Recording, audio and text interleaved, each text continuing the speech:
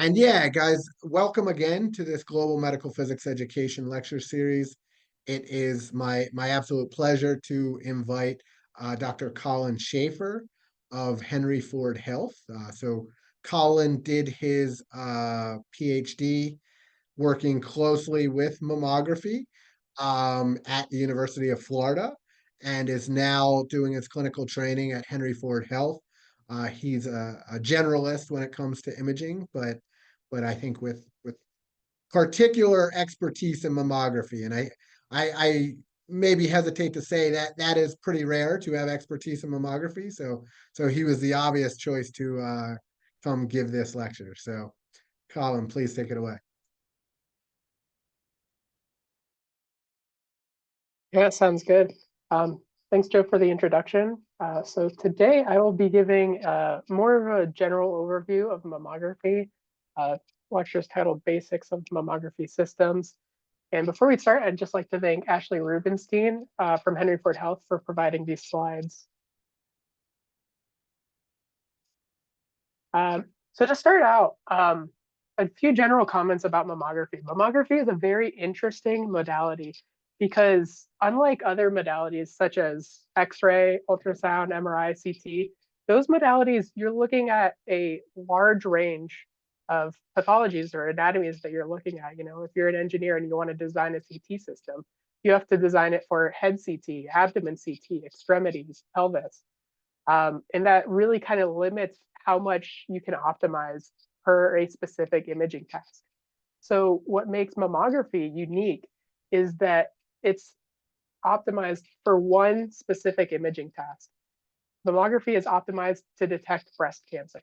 So since we're only looking at one specific imaging task, it allows mammography to be an extremely optimized modality with every design choice being optimized for that one specific imaging task. And that leads to some interesting differences between mammography and other X-ray projection modalities, such as radiography. Here we have a brief overview of a typical mammography system, and we're going to do our best to go through each of these subcomponents of the mammography system and discuss how they are optimized for this one specific task of breast cancer detection. So to go into a little bit more detail on this imaging task, to detect breast cancer, we need to meet a few imaging requirements. First is we need an imaging system that gives high contrast. Unfortunately, breast cancer and glandular tissue have very similar attenuation characteristics. So it's very hard to detect breast cancer amongst glandular tissue. The contrast is very similar. So we need a system that can accentuate that slight difference in attenuation detail. So we need a system that provides really high contrast. Next, you know, we're in breast cancer detection, something that we look for is microcalcifications. These calcifications can be, sorry, the timing on the slides are weird. These calcifications can be anywhere from 50 to 100 micrometers small. So we need an imaging system with high enough resolution to detect those microcalcifications. And finally, we need an imaging system that provides a really low dose exam. Mammography is also interesting in that it's a screening modality primarily. So we are imaging healthy patients in the hope that we detect breast cancer earlier. So unlike other modalities where they have some clinical indication for why they're getting the scan, mammography, there is no clinical indication. It's primarily a screening modality. So due to ALARA principles, the idea is to keep the dose as low as possible for these exams. Here are two examples of mammography images here, one on the left with screen film and the other on the right with digital. Screen film, sorry, I got a message from a direct message. Can people in the audience hear my audio? Yes, I hear your audio perfectly. Yes, Okay, I gotcha. as well. Gotcha. Okay, well, it might be that person just in particular. So here you can see two different mammography exams, one in screen film and one in digital. For the longest time, mammography used to be primarily taken on screen film, with digital mammography taking over in the 2000s. So primarily all mammography systems now are taken on digital systems, and we'll discuss a little bit about the implications of that. Mainly advantages in post-processing that can accentuate deep or contrast. Um, so first, we're going to start with the contrast requirement of mammography. As we mentioned, contrast is one of the three requirements that we need in a mammography system. So we're going to look at contrast and how that drives the system design of a mammography unit. We're going to start with the overview of contrast. So contrast, you can kind of think of it in three different levels. The first level is object contrast. Object contrast is what you're imaging. So this is the inherent contrast in the breast. So each of the different tissue materials in the breast, fat, glandular tissue, and potentially breast cancer, they all have different attenuation characteristics. They have different densities, thicknesses, and this is material dependent and patient dependent. Some patients have more glandular tissues, some breasts are fatty. Once you add in a imaging probe, such as X-rays, you get something like subject contrast. So subject contrast now depends on the absorption differences, and this depends on your X-ray beam quality, your X-ray energy, the photon energy spectra of the radiation that you put out. And then finally, once you detect those X-rays, you get image contrast. And this is the contrast that is presented in the final image. This not only depends on the object you're imaging, the X-ray spectrum that you're using to image it, but it also depends on your detector characteristics and your post-processing. So to look at contrast in breast tissue, the breast is a common way of modeling the breast is through a three material composition of adipose, which is fat, glandular tissue, and then breast cancer. So as I mentioned, breast cancer has very similar attenuation characteristics as glandular tissue. So if we want to detect breast cancer amongst a breast that contains glandular tissue, we really need to highlight the slight difference in these attenuation curves. So if you look at higher energies, so this would be a typical energy range if we're looking at CT or radiography. There's very little difference in these two curves. But if we move to lower energies, then that difference in those two curves is much greater. So the idea in mammography is to image at much lower X-ray energies than other modalities such as X-ray or radiography or CT. And it's because of this increased difference in the attenuation curves between glandular and breast cancer. So typically mammography, we're looking at somewhere between 20 and 30 kbp. So now let's look at how this contrast requirement, this contrast difference between glandular and breast cancer tissue affects the system design. And it primarily affects the design of the mammography unit in three ways, all having to do with the X-ray tube. So we're going to look at beam energy, the anode target in our X-ray tube, and the filter that is used to filter that X-ray beam. So to start, we have an X-ray beam spectrum. This is a typical spectrum, Bremsstrahlung spectrum with our characteristic peaks superimposed on that. These X-rays are generated within the anode, no filtration. Once you add your different filtrations, so the anode has some filtrations associated with the Heel effect and self-absorption. The tube also absorbs some of those X-rays. And then once we add a filter, you get down to this final blue curve, which is the X-rays that are actually going to be imparted on the patient.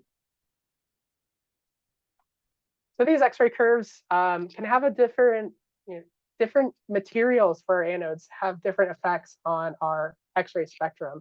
And the primary effect is the difference in characteristic X-ray energies. So these are these large, sharp peaks that we saw in our X-ray spectrum. Each material that you use as an anode has different energies at which those peaks occur. So as we talked about in our attenuation curves in our discussion on contrast, our ideal energy is somewhere between, in the low 20s. We would like our X-rays to have an energy of around 20 keV to highlight the difference in attenuation between breast cancer and glandular tissue. So if we look at tungsten, tungsten is a typical material used in radiography.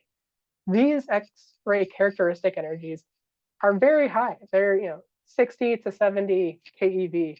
These X-ray energies are not useful to display image contrast between our breast cancer and glandular tissue.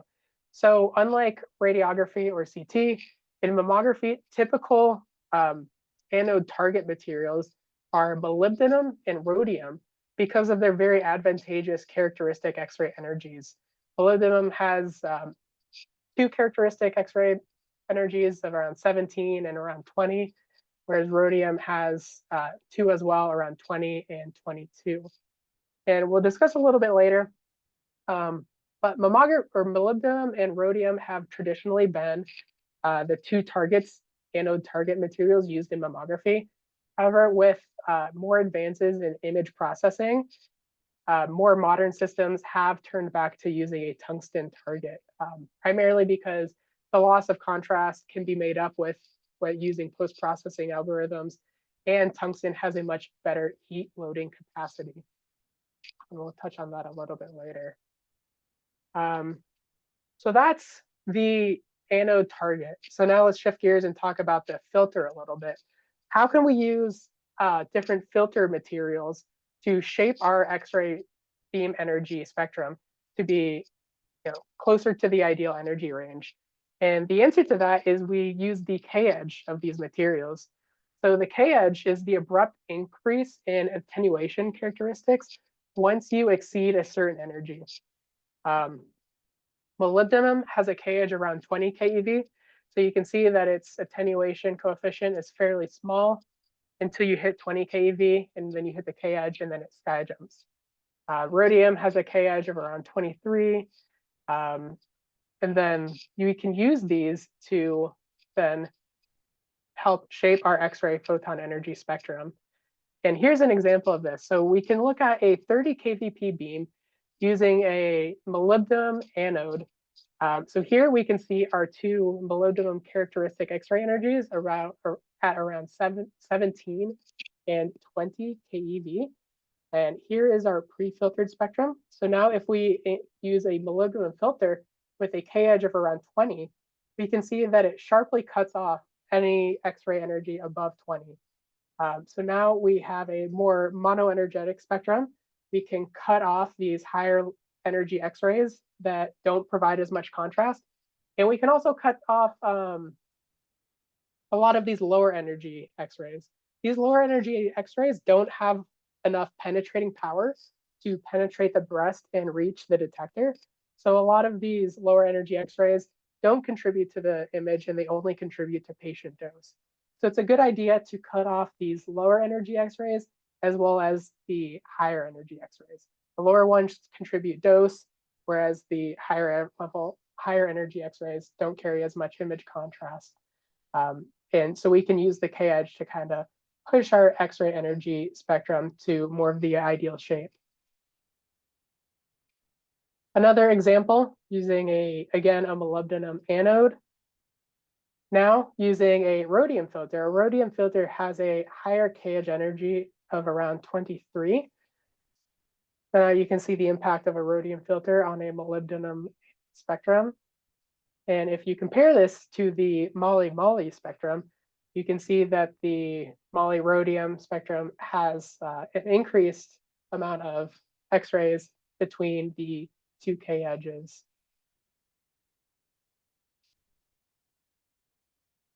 Here's some more examples of different filter target combinations. So rhodium-rhodium, you can see that the two higher characteristic energy peaks of rhodium around 20 and 22 keV with the K-edge of around 23. And then here is a picture of a rhodium anode with a molybdenum filter. And what you can see here is that the characteristic peaks are greatly reduced. Here we have characteristic energies at around 20 and 22, and our K-edge is at 20, which greatly reduces that. And since our rhodium or molybdenum filter greatly cuts down on those kind of ideal energy X-rays, the characteristic peaks are why we chose these anode targets. It's a good idea to never use a molybdenum filter with a rhodium target. And one way that people like to remember this is the saying, never go rowing with moly. So moly filter and rhodium target is not a good idea because it greatly attenuates the characteristic peaks. So those are kind of more of the traditionally used anodes and filters. However, as I kind of touched on more, with more advanced processing algorithms, we can recover some of the lost subject contrast with digital processing. So newer systems will sometimes utilize a tungsten target. Tungsten has a lot of advantages. It doesn't have those ideal characteristic energy peaks, but it has better heat loading, so we can image with increased MA, and it has higher tube output. So you can image for you can get the same number of X-rays in a shorter time. So some common anode target and then filter combinations in modern systems would be tungsten rhodium, tungsten aluminum, and even tungsten silver. Again, it allows for higher KVP imaging. You can recover some of that loss of contrast in using digital post-processing algorithms. So here's a comparison of some of those photon energy spectra here. So here on the left are some more traditional energy spectra that have been used in past mammography systems using a molybdenum target with and then here you can see the spectrums for both a molybdenum filter and a rhodium filter, compared to the energy spectra of a tungsten target utilizing different filter materials. So here we have a rhodium filter. You can see the K edge of rhodium cutting off at around 22 kV, and then silver and aluminum. And you can see how the output is a little higher. So in summary, we looked at our first imaging requirement for mammography, which is high contrast, and how that affects the beam energy. Our beam energy is much lower than traditional radiography or CT. This is to accentuate the contrast between breast cancer and glandular tissue. We looked at how this contrast requirement influences our target material and how it influences our filter material of choice. So now we're going to move on to our next imaging requirement, which is high resolution. And we touched on this a little bit earlier, but for resolution, one thing that we look for in mammography is microcalcifications. These can be early indicators of breast cancer. And these calcifications can be as small as 50 to 100 micrometers, which places a very stringent resolution requirement on our imaging system. Resolution is also important because of different classifications in breast cancer detection. Here we have a spiculated mass on the left, and to resolve those spiculations, we need high contrast. And in the classification of breast cancer, spiculated masses are deemed as higher risk. So it's important to be able to resolve those features using a very high resolution system. So resolution, how is this going to impact our imaging system? Well, we're going to have some changes in the X-ray tube. I'm going to talk about that. We're going to add a compression paddle. Our resolution is going to require a compression paddle. And we're also going to talk about the detector as well. So starting with the X-ray tube and how a focal spot impacts resolution. So a thin electron beam creates a very small focal spot. You can see from our cathode here, a small electron beam creates a very small focal spot on the anode. This is ideal for imaging. It provides very high resolution, but it's not ideal for heat dissipation. Meanwhile, a larger focal spot, so if we have a larger electron beam, we have a larger focal spot on the anode. This is much better for heat dispersion. Heat is spread out on a larger area of the anode, but it provides a larger focal spot, which gives more geometric blurring, which we'll talk about in this slide. So our focal spot is small, but it still has a very finite size, which causes image blurring. The ideal situation is a point source for a focal spot. Unfortunately, our focal spot does have finite size. So the blurring that this induces in our image depends on the focal spot size and the geometry. So our source to object distance and our object to image distance, which are two distances shown in this left figure here. So in our final image, our geometric blur can be calculated as the multiplication of our focal spot size by the ratio of our object to image divided by our source to object distance. And you can see that in these two figures here. When our object is much closer to our image receptor, there is less blurring. And that's because of this ratio here. Whereas if you start moving this object towards our focal spot, you can see how the geometry works out in these two lines here, and that it projects a much larger penumbra. So it leads to more blurring in our image. So to demonstrate that again, so that's how your geometry affects your object to image distance and your source to detector distance. So now how does your focal spot impact blurriness? So here we have a large focal spot that if we project that onto an edge, we get a very blurred image.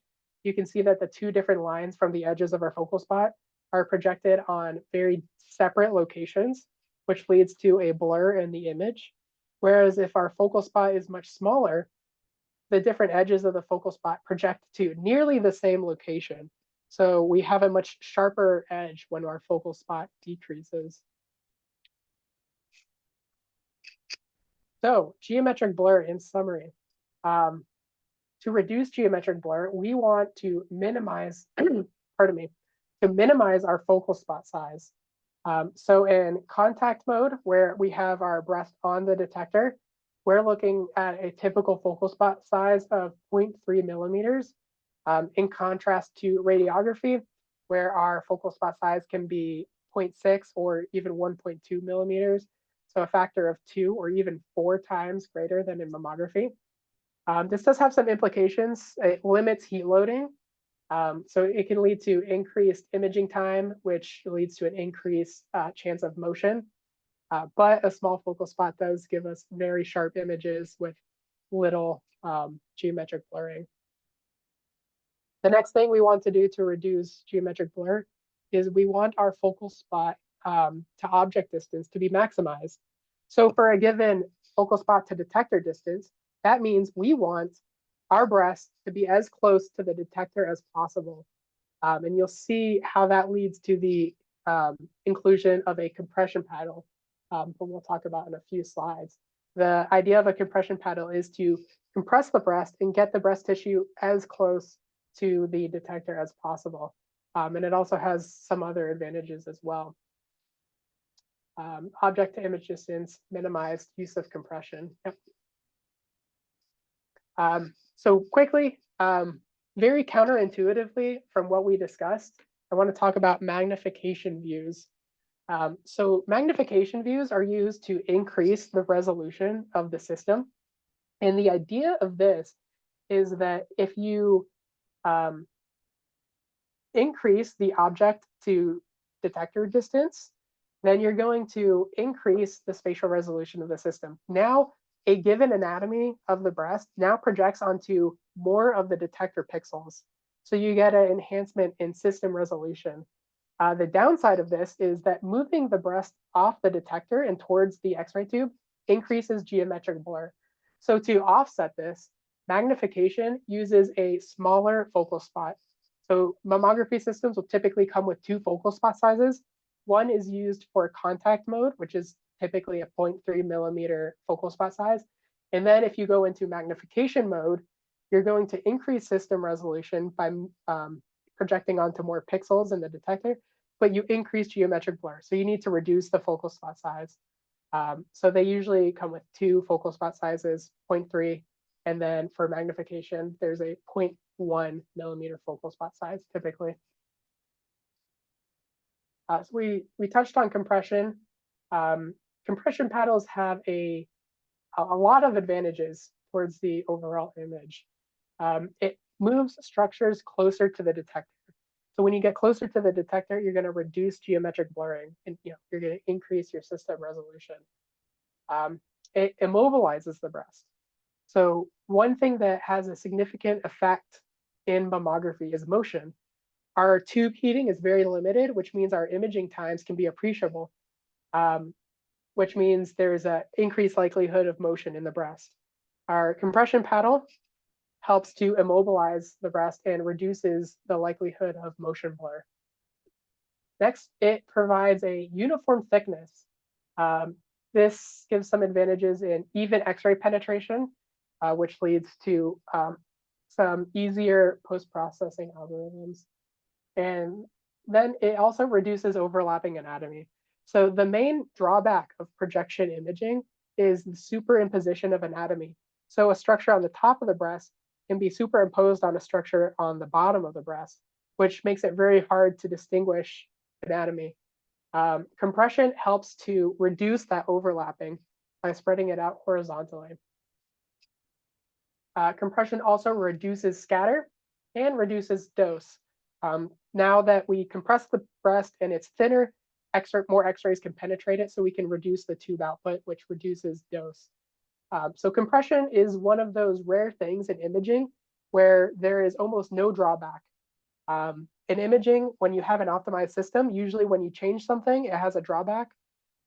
Compression doesn't have a drawback. It only improves the image, and it improves the image in a lot of ways, such as the ones listed here. So we talked about motion a little bit. I thought I'd give some images of motion artifacts. So this is kind of how the image degrades if the patient has some movement during the imaging time. You can see that the structures are very blurred out. Your resolution is very poor, and it degrades contrast. So to reduce motion, there's two options. You can either increase compression. So increasing the force on the compression paddle, your patient's more likely to stay still, and also reduce exposure time. The less time that the beam is on, the less time that the patient is likely to move. So in mammography, this is tough because our focal spot is so small. We're very heat limited in the system, which means our MA is typically fixed in mammography. So different MAS values are achieved by varying the time. You can reduce exposure time by reducing the MAS or increasing KV, which increases the tube output. The next thing that degrades our image is scatter. Scatter leads to a severe drop in image contrast. And there are primarily 4 ways in mammography that scatter is reduced. First, through collimation. Second, through air gap, which is used in magnification mode. Mammography systems use an anti-scatter grid. And as we talked about, compression also reduces scatter.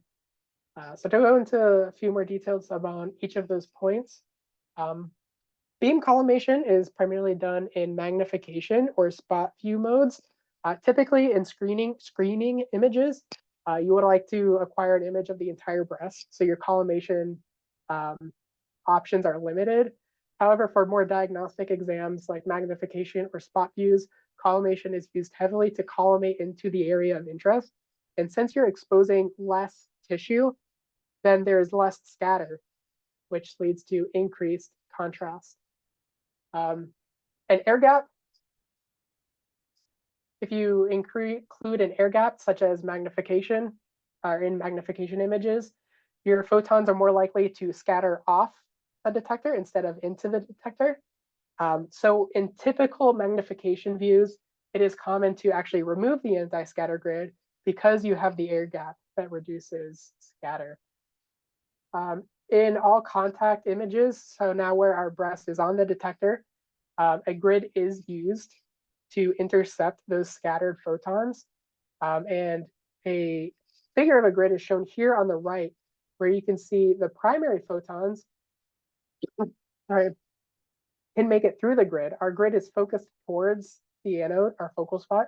So the primary photons can make it through the grid, but if the photon is scattered at an angle, it's more likely to be intercepted by this anti-scatter grid. Typical grid systems can either be 2D or cellular grids, where they have grid lines in both directions, or even newer systems only have linear grids, where they have grid lines in one direction. Typical grid ratios are 5:1, with 35 lines per centimeter. And then the last scatter reduction technique is compression, which leads to a thinner exposed anatomy, which leads to less scatter. So grid line artifacts. So since we're including a grid in the imaging path, grid line artifacts can be a problem. And if you zoom in here, you can see the structure of a 2D cellular grid.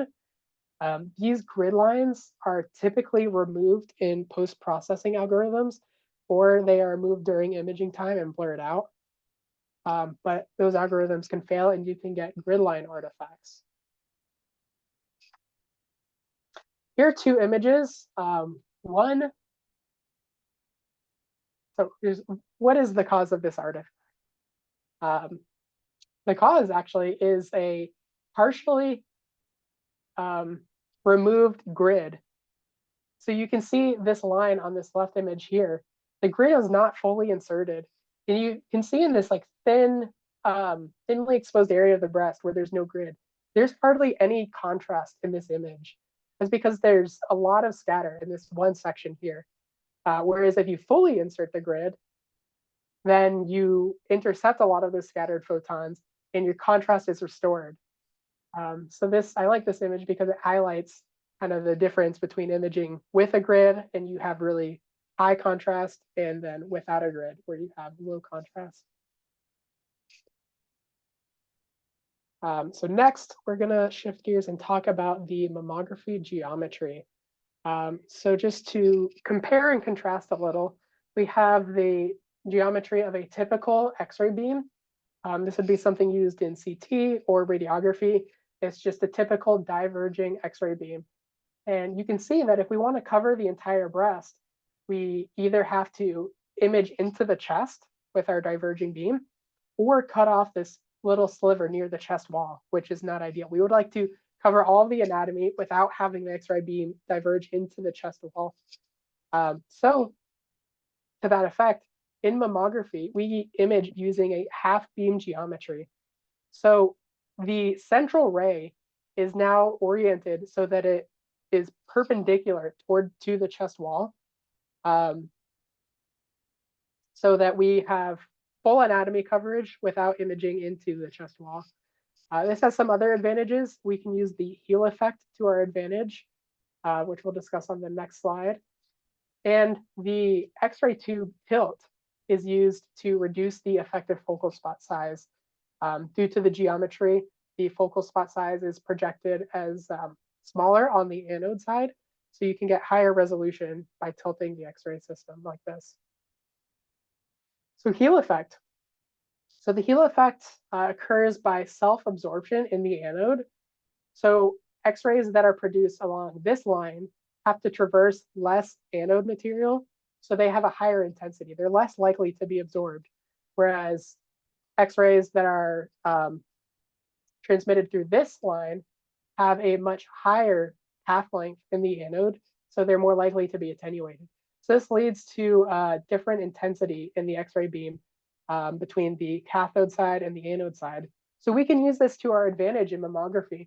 So the breast is typically thickest on the chest wall, so we can orient the cathode on the chest wall side so that our area of greatest X-ray intensity goes through the thickest part, whereas our breast decreases in thickness up towards the nipple. And we can orient the anode side towards the nipple to use the lower X-ray intensity to our advantage. So that's projection mammography, including magnification. Something newer that a lot of, or most modern, all modern mammography systems also include is what's called digital breast tomosynthesis. Um, and this is to kind of alleviate some of the restrictions of projection mammography. In projection mammography, we have the issue of superimposition of breast tissue. Tomosynthesis is a pseudo 3D acquisition method that'll give us multiple slices that will alleviate some of that tissue overlap. And in studies, it has been shown to improve sensitivity and specificity for breast cancer detection. And here is a quick diagram of how this acquisition is performed. There's typically 9 to 25 projections taken at varying angles. These angles can vary between vendors. Some vendors use a plus or minus 15, some vendors use a plus or minus 25-degree angle. But these different projections at these different angles are used to reconstruct image slices through the breast. So you can now get rid of some of the superimposition of anatomy. And here's what a typical breast tomosynthesis image looks like. So you can scroll through the different slices, and it reduces the superimposition of anatomy. Here's a table that highlights some different system design choices of different vendors for their digital breast tomosynthesis acquisitions. Some vendors use a very small tube angle, 15 degrees, whereas some vendors use a very large angle, plus or minus 50 degrees. And you can see the effect on image time. Whereas one vendor, you can acquire a DBT image set in as low as 3.7 seconds. In 3.7 seconds, your likelihood of movement impacting your exam is very small.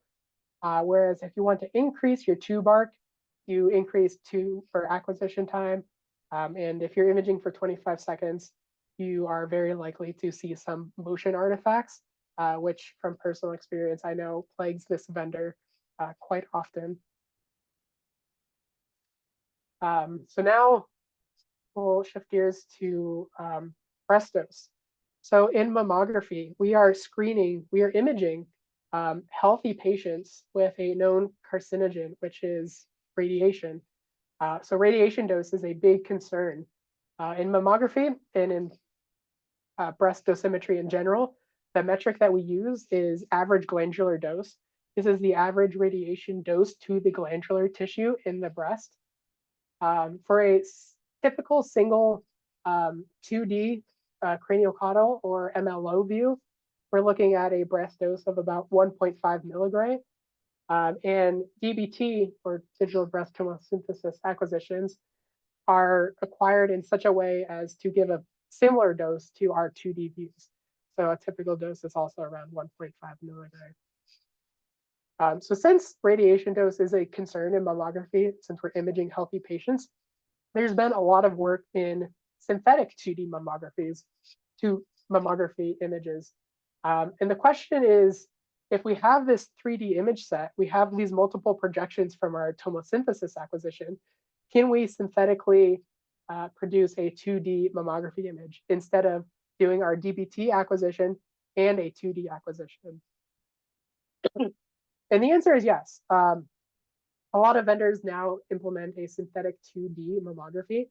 So you can effectively cut your dose in half if you only acquire the DBT image and use a synthetic mammogram as your 2D option.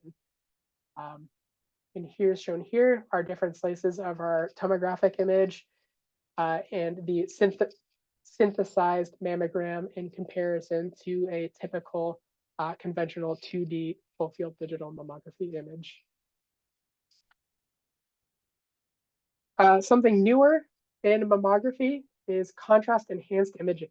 So now our different imaging options are starting to add up. We have our typical 2D image, our screening mammography images, which typically consist of a CC and MLO view. We have diagnostic images, which include spot views and magnification. Our DBT image, which produces a 3D imaging set. Our synthetic 2D, and now the newest type of image in mammography is what's called contrast enhanced imaging. So contrast enhanced imaging uses externally injected contrast agent, typically iodine, to measure physiological changes. So whereas in all of our other mammographic images, we're just imaging anatomy, now we're looking at physiological characteristics. And that characteristic is the preferential uptake of iodine contrast in tumors. So if we inject contrast to the patient, our tumor should light up because it has a lot of uptake of blood. Iodine is typically used because it is a very high atomic number, which leads to a lot of very high attenuation of X-rays. So relatively few X-rays that pass through iodine can reach the detector beneath. So it leads to a very bright object. And the idea in contrast enhanced imaging is to image at two different energies. So in typical contrast enhanced imaging, you use what's called a temporal subtraction.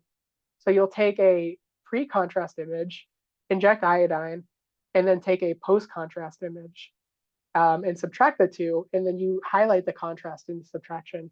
The difficulty with that in mammography is that you typically want to acquire multiple views in mammography. You have two breasts, and they typically have at least two views per breast. So you can situate the patient, take a pre-contrast image of one breast, inject the contrast, take a post-contrast image. You can do the subtraction for that one image, but now you have to take a pre-contrast for the next breast, and the contrast is already injected. So temporal subtraction doesn't work well in mammography. So instead, they use a dual energy approach. And the idea is that if you image at a low energy, the attenuation coefficient of iodine is very low. So you don't get a lot of attenuation from iodine with your low energy spectrum, which is shown here in gray. This serves as our pre-contrast image because our iodine isn't as bright. And then if you hop above the K edge of iodine, which is 33.1 keV, all of a sudden our iodine attenuates almost everything. Very few X-rays are making it past our iodine. So now we have an image where iodine is very bright.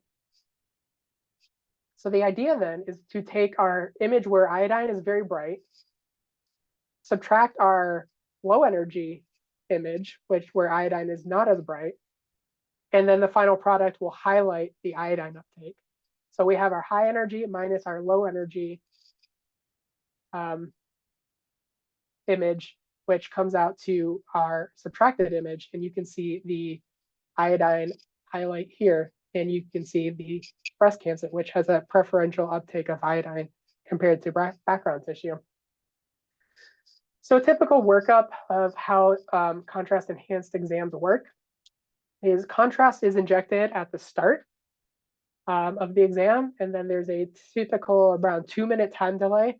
This time delay is in place to give time for the iodine for the tumor to have uptake of iodine. And then you acquire your 4 views. You do your high energy and then your low energy. You readjust the patient, do a high energy, low energy projection again, and then you go through all 4 of your views, and then you can do the subtraction for each set. As far as how these exams are read, your high energy image is very non-diagnostic. We talked about at the beginning of the lecture, our mammography system is set up to image around 20 to 30 keV because we want to highlight the contrast difference between breast tissue or glandular tissue and breast cancer. And now if we go above that energy, we have next to no contrast between glandular tissue and breast cancer. So our high energy image is not read. It's purely used for subtraction. So our high energy and our low energy images are used to create a subtraction image that is sent to PACS and read by the radiologist. And your low energy image can be used in place of a typical 2D mammography image that's acquired at typical mammography energies and typical mammography imaging parameters. So contrast enhanced mammography is fairly new, but then there's been some really positive studies, 19 studies comparing contrast enhanced mammography to contrast enhanced MRI, which is another option for high risk patients, found that the two modalities have a similar sensitivity and that contrast enhanced mammography has a higher specificity. And it also has several advantages. Contrast enhanced mammography is less expensive, it's faster, more accessible, and there are no issues with non-MR compatible devices or implants. So now the last topic I'd like to talk about in this lecture is artifacts. We can go through this fairly quick, but just as a general classification for artifacts, they're mainly can be classified into three different aspects. Machine-caused artifacts, such as malfunctions in the tube, paddle, grid, or image receptor. There's also image processing artifacts and artifacts that are caused by the patient. So here we have an artifact here. You can see that there's this bright line here. And the cause of this artifact is a detector failure. There is a line readout failure in the detector, which presents as a bright line. Upon correction, you can see that the corrected mammogram has no such line. Here's another example of a readout artifact. It's much more subtle, but you can see here when you zoom in. And the thing is that anatomy is typically not perfectly straight, but detector lines are perfectly straight, which is your dead giveaway that this is a detector issue. Here we have a bad pixel artifact.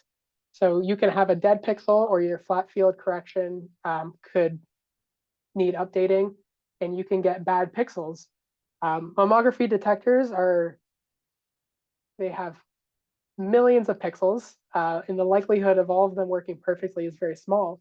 So you can get effects such as bad pixels. And you can zoom in here and you can see these 2 pixels here, which are dead and give low to no signal. Again, here's some more examples of bad pixels. In this breast implant, you can see that this bad pixel gives no signal. It's also interesting to know that dead pixels can also present as bright. And you can see that here where you have a bad pixel that presents as a bright speck. And this can be hard to distinguish from a microcalcification. So that's pretty bad. So this left image here is a standard CC view of the breast, and the right image is the MLO view acquired immediately afterwards. So as indicated by the arrows, the CC view is still evident in the latter image, and this is referred to as ghosting or lag. So it takes some time for the detector to clear the signal from the detector elements. And if that time is not met, or if the signal is too high for it to clear in a reasonable time, you can get ghosting or lag, which is a faint signal superimposition of the prior view on the current view. And you can see that again here, where you have some more ghosting or lag artifacts. Another common artifact that I have personally seen a handful of times in the clinic is dust. Dust or dirt.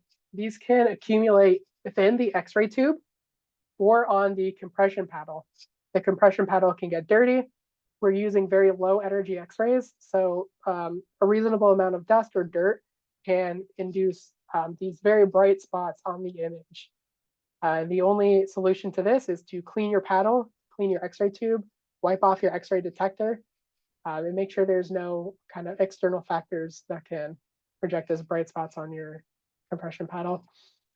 What's also interesting is that you would think adding material in between your X-ray tube and your detector would present as bright spots, but these can also present as dark spots as well. And the reason for that is if you have any dirt or dust present when you acquire images for your flat field correction. When those are later subtracted out, you can present as dark spots.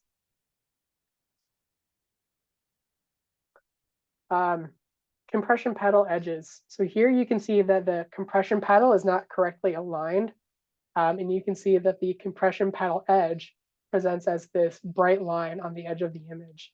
The compression paddle should extend past the detector so that it's not seen on the image like it is here, but sometimes those are misaligned. This is collimator misalignment, where you can see that the collimator blades are in the edge of the image and you get some cutoff of anatomy, which is obviously not ideal. So image processing algorithms, this is a common one referred to as breast within a breast. So this has to do with this is common in thick breasts where there's a rapid change of thickness from the center to the skin of the breast. There are post-processing algorithms that try to equalize the signal, but when the thickness change is too great, such as a thick breast, those post-processing algorithms can fail and you have much brighter image at the center as opposed to the edge of the breast.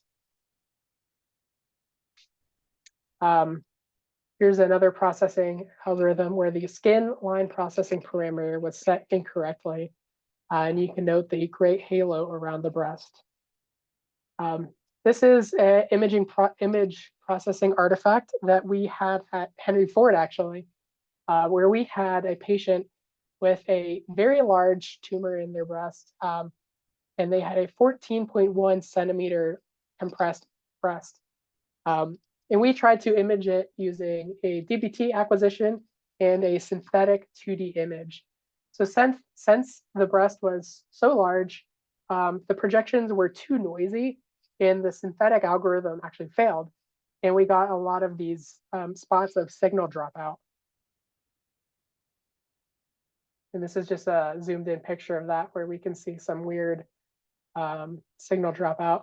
And the working hypothesis in this is that the synthetic mammogram was trying to detect anatomy where there wasn't any. Because our images were so noisy, it got tricked, thought there was anatomy, but it was just noise. And it kind of tried to highlight that. And it leads to these weird black signal dropout with some bright centers. Here's a CT of that patient where you can see they have an enormously large breast tumor that led to a processing artifact. So now we have some crowd participation.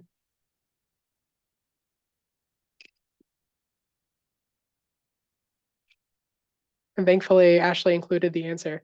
So this artifact here, what caused this artifact? The answer is eyeglasses. So in the way we have our imaging system set up, your head is almost in the beam. The beam kind of goes in front of your head. So if the patient tips over a little bit, their metal glasses can be in the X-ray beam and show up as an imaging artifact such as this. Here's a similar one here. I'll skip to the answer. The answer is earrings. So here we have a patient whose head is too far into the beam, and you can see their earrings. Typically, there is a face paddle that is supposed to prevent the patient from leaning over, but sometimes patients can get around this. This artifact here is another patient-caused artifact. This is an error in positioning where we have a belly fold on top of the paddle. So when you have kind of anatomy folded over each other, it can present like this. And another example of a fold artifact is here where we see the pectoral muscles fold over. This is an interesting one that is fairly common. We have a lot of bright spots up here in the axilla region. If you're reading this, if you're a radiologist, you might think this is a potential calcification, which would require callback and additional views. However, the actual cause of this is antiperspirant deodorant, which can present as a lot of bright spots in the image. specifically in that area. Um, so it's an artifact that wasn't calcifications. The patient did not have to be called back for additional views. But this is just a good thing to know that antiperspirant deodorant can present as an artifact such as this. So that's the end of my lecture. Hopefully you got something out of it. And I think we have a few minutes if anyone wants to ask any questions.